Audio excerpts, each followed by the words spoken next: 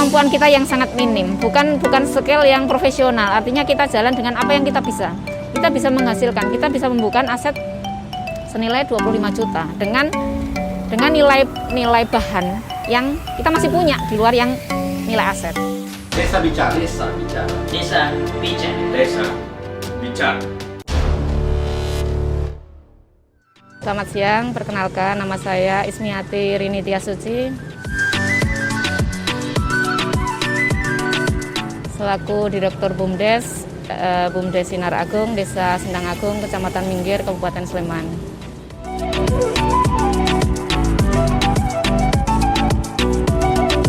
Oke, jadi memang semangat kita pun hampir padam, Mas, kalau dibilang, karena kondisi COVID ini kan memang dampak yang sangat hebat terhadap perekonomian. Nah, pada waktu kita berhenti, memang kita benar-benar nggak tahu kita mau ngapain. Cuma ketika kita kemudian diundang untuk melakukan rapat diskusi bareng dengan BPD, dengan pemerintah desa, BUMDes dan pengawas, di situ banyak muncul diskusi yang menjadi semangat dan motivasi kita sebenarnya adalah tanggung jawab moral, Mas. Tanggung jawab moral ketika kita direkrut dengan kita menandatangani kontrak selaku pelaksana BUMDes, itu kan ada satu bentuk tanggung jawab moral di mana kita bertanggung jawab terhadap Desa Sendang Agung, karena BUMDes Sinar Agung ini adalah milik Desa Sendang Agung, sehingga ketika kemarin sudah jalan dan sekarang dianggap mati suri, nggak ada kegiatan sama sekali, gimana caranya kita harus bangkit.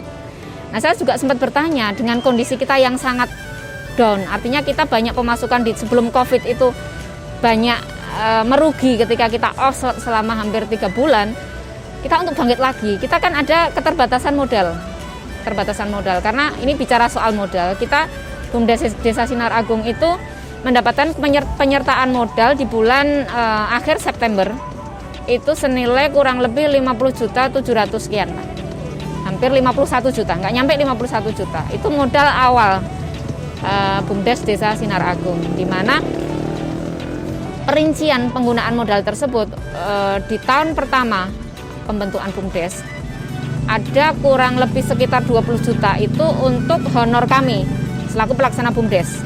Karena untuk pengawas dan sebagainya itu diatur di ADART, itu adalah bagi hasil dari pengembangan usahanya BUMDes. Nah, kalau yang memang dianggarkan di tahun penganggaran awal penyertaan modal pertama, itu memang honor pelaksana 3 orang kami.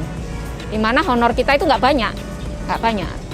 Kurang lebih sekitar 750.000 per orang selama masa kontrak kita bulan Mei sampai Desember, itu yang teranggarkan di dana tahun pertama, sehingga kurang lebih senilai 20 juta. Sehingga dengan sisa penyertaan modal kita yang kurang lebih 30 juta sekian, itulah yang dana kita kelola untuk kita merintis usaha Monagung Cafe. Dengan kita membeli beberapa peralatan, beberapa fasilitas yang harus kita buat seperti instalasi air, instalasi pembuangan, resapan dan sebagainya, instalasi listrik dan sebagainya, semuanya itu dari total penganggaran yang senilai kurang lebih 30 juta itu untuk kita bisa jalan sampai sekarang. Nah, cuma memang kita sempat evaluasi di sana sampai laporan pertanggungjawaban kita di akhir 2019, ternyata kita bisa membukukan satu nilai aset senilai kurang lebih 25 juta, bahkan 25 juta lebih. Itu aset yang kita miliki, barang-barang yang kita miliki yang secara nilai itu sebenarnya punya nilai jual, walaupun nanti ada masa penyusutannya. Cuman itu senilai kurang lebih 25 juta lebih sekian, itu dari total modal yang senilai 30 juta. Itu yang kita punya, sehingga kita melihat ketika memang usaha ini kita kembangkan, kemarin kita jalan dengan segala keterbatasan. Kemampuan kita yang sangat minim, bukan skill yang profesional, artinya kita jalan dengan apa yang kita bisa. Kita bisa menghasilkan, kita bisa membuka aset senilai 25 juta dengan nilai bahan yang kita masih punya di luar yang nilai aset. Sehingga kita termotivasi di sana untuk setelah COVID, ketika kita dengan penuh keterbatasan bisa, setelah pasca COVID, kita harusnya tetap bisa untuk kita bangkit lagi, walaupun memang dari perputaran yang tahun sebelumnya kita mengalami penyusutan modal, penyusutan dari keuntungan kita sudah banyak berkurang, kita harus bangkit lagi dengan keterbatasan modal yang ada. Tapi kita yakin, kita mampu, kita bisa, sehingga kita berembuk lagi, merancang sebuah bentuk konsep bagaimana kita untuk lebih mengembangkan apa yang kita punya dengan strategi-strategi yang kita banyak berdiskusi dengan berbagai pihak, artinya dengan pengawas, dengan pemerintah desa, dengan teman-teman pelaksana BUMDes, kita konsepkan sambil kita melihat kanan kiri, artinya peluang-peluang kita bisa mengadopsi ilmu-ilmu yang kita bisa lihat di luar tanpa kita harus terjun langsung, tapi kita dengan melihat, kita belajar, oh ternyata bisa seperti ini. Akhirnya terpikirkanlah dengan kita berdiskusi dengan pengawas BUMDes kita bahwa kita perlu membuat satu gebrakan. Gebrakan yang kita buat adalah kita membangun sinergi kerjasama dengan pihak ketiga. Kita tidak bisa kita mengandalkan potensi yang kita punya tanpa kita punya kemampuan skill lebih. Nah, tanpa skill yang lebih kita ya akan hanya berjalan dengan step yang ada sekarang tanpa ada improve yang lebih berkembang lagi. Sehingga kita setelah berdiskusi itu muncul satu wacana bahwa kita perlu adanya satu bentuk kerjasama dengan pihak ketiga dengan kita menambahkan menu-menu. Itu adalah gebrakan yang kita buat setelah pasca COVID kita buka itu jalan kurang lebih sekitar 1,5 bulan. Untuk kita kemudian coba kita harus buka karena yang sudah kita bukanya malam. Kita buka malam, kita akhirnya buka yang siang dengan menambahkan menu nasi padang sebagai menu siangnya untuk masyarakat yang mungkin perlu sarapan dan sebagainya. Sempat kita mau mengajak kerjasama bubur ayam, tapi ternyata bubur ayam bukanya pagi, sementara ketika kita harus mengakomodasi dari jam 5:30, jam 6 pagi, tenaga kita yang masih belum bisa untuk ngikuti. Lalu kita tetap bukanya jam 8 pagi dengan nasi padang, dan sempat di awal itu ada nasi pecel, cuma memang nasi pecel ini belum, pangsa pasarnya masih kalah saing dengan yang pecel-pecel ada di pasar dan sebagainya, sehingga memang masih bertahan dengan nasi padang. Nah, begitu nasi padang jalan kurang lebih di bulan Juli, Agustus, ya kurang lebih mungkin sekitar 1 bulan nasi padang ini jalan. Terpikir lagi gebrakan apa yang kita bisa buat ketika kita sudah buka siang dan malam hari. Dengan kita menambah tenaga, selain kami bertiga kita menambah 2 orang untuk kita buat shift pagi dan malam. Itu kita kemudian berdiskusi lagi bagaimana masukan dari pengawas kita, dari UPK itu bahwa bagaimana kalau kita itu bekerja sama dengan seorang chef, di mana chef ini nanti bisa menciptakan menu-menu yang menjadi produk yang kita jual, menu-menu baru yang kita jual. Akhirnya kita setuju dengan sistem kerjasama yang kita bahas bahwa nanti kita sistemnya sewa harian, sehari itu nanti bagi hasil nilai sewa tempatnya ke BUMDes berapa, lalu terhadap produk yang terjual, sehingga nanti bagi hasilnya berapa porsi yang dijual itu nanti sekian persen atau sekian rupiah itu masuk ke BUMDes. Karena memang kita nggak punya skill, kita nggak punya modal, jadi modal murni dari partner kita nanti chef yang akan masak dengan timnya itu nanti modal dari mereka. Kita benar-benar hanya punya tempat dan kita saling untuk pengelolaan kita bareng-bareng, tetapi nanti sistem bagisnya seperti itu. Kita buat surat perjanjian yang memang kita nanti ini yang mendasari kita bekerja sama. Akhirnya memang itu jadi sebuah kesepakatan antara BUMDes dengan pihak ketiga yang memang siap.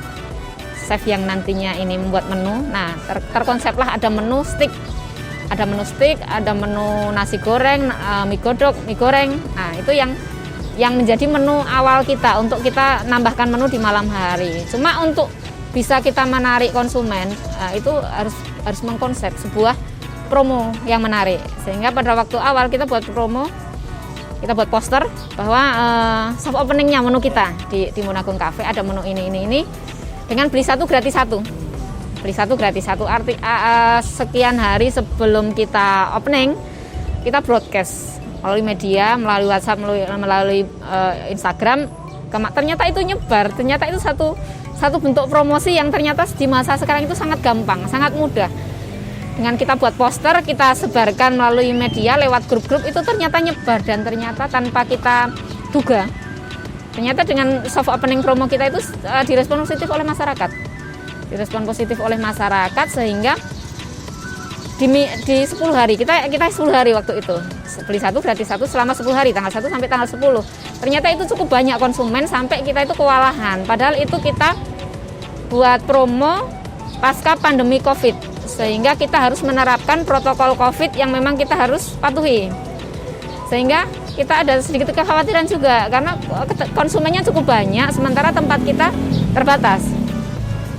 Kita pun berpikir bagaimana nanti ketika kita over sampai tempat duduk nggak ada. Nah itu ada satu kekhawatiran tersendiri sehingga kita memang harus benar-benar menerapkan protokol kesehatan di kafe kita dengan kita ada siapkan cuci tangan, lalu kita harus pakai masker, lalu ada hand sanitizer yang kita siapkan di meja kasir kita. Nah itu harus tetap kita jaga yang seperti itu untuk memang kondisi sekarang yang memang itu harus. Nah setelah kita evaluasi 10 hari ternyata coba model promo yang lain beli 2 gratis 1. Nah, terus sampai tanggal 20. Lalu yang ketiga beli 3 gratis 1, berempat bayar 3 seperti itu. Itu yang promo yang di bulan akhir di bulan September. Nah kita evaluasi dari penjualan kita selama 1 bulan itu. Ternyata memang dengan kita mengimprove menu dengan model promosi yang baik melalui media, melalui kita juga buat tempel di daftar menunya kita, ternyata itu cukup efektif untuk kita membuka pasar, membuka peluang. Nah yang satu hal yang perlu kita lihat ternyata ketika kita konsepnya itu tempat nongkrong, kafe, tempat ngopi. Pada waktu itu analisa secara ini ya konsumen kita ternyata kita lebih menyasar ke anak-anak muda. Anak-anak yang masih anak-anak SMP, SMA, kuliah lah, anak-anak muda lah yang masih seneng nongkrong, seneng kumpul sama teman. Nah ternyata ketika kita mengimprove menu kita dengan menu ada nasi goreng, ada mie goreng, ternyata kita lebih bisa menyasar semua kalangan bisa masuk. Nah begitu kita ada promo itu, satu keluarga datang, anak, ibu, bapak semuanya datang. Nah ternyata memang kita harus melihat strategi apa yang bisa kita terapkan untuk bisa menyasar satu kalangan tertentu untuk melebar ke kalangan yang lain. Nah ternyata memang perlu satu hal yang harus kita coba untuk kita bisa melihat ini peluang pasar dan strategi apa yang harus kita pilih untuk kita bisa mengembangkan usaha kita. Lalu yang menjadi poin penting dalam pengembangan sebuah BUMDes itu ternyata kita tidak bisa mengandalkan potensi yang kita punya. Artinya di Desa Sendang Agung punya sebuah potensi, punya beberapa potensi wilayah yang strategis, potensi mungkin sumber daya alam yang kita punya view pemandangan yang bagus menghadap ke perbukitan Menoreh misalnya seperti itu.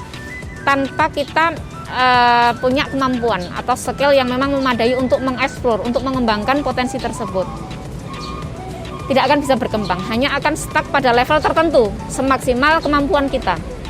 Nah yang menjadi pelajaran yang bisa saya ambil, yang ini mungkin nanti bisa dicontoh oleh BUMDes di tempat lain, itu adalah sebuah wacana. Ternyata ketika kita punya potensi tetapi kita punya kemampuan yang terbatas, itu akan lebih berkembang ketika kita mampu bersinergi dengan pihak lain, pihak ketiga, kita bekerja sama dengan pihak lain sehingga akan lebih tereksplor secara maksimal dan hasilnya pun akan lebih maksimal ketika kita berdampingan atau bekerja sama dengan pihak-pihak yang lebih profesional. Nah itu yang menjadi poin penting ternyata di sana. Kita hanya terkungkung dengan isi kepala kita, dengan kemampuan kita, keterbatasan kita. Ketika kita tidak bekerja sama dengan pihak ketiga. Nah mungkin ini yang perlu kita garis bawahi bahwa BUMDes ini akan terus berkembang, akan lebih berkembang dengan pesat ketika kita punya potensi kita apa.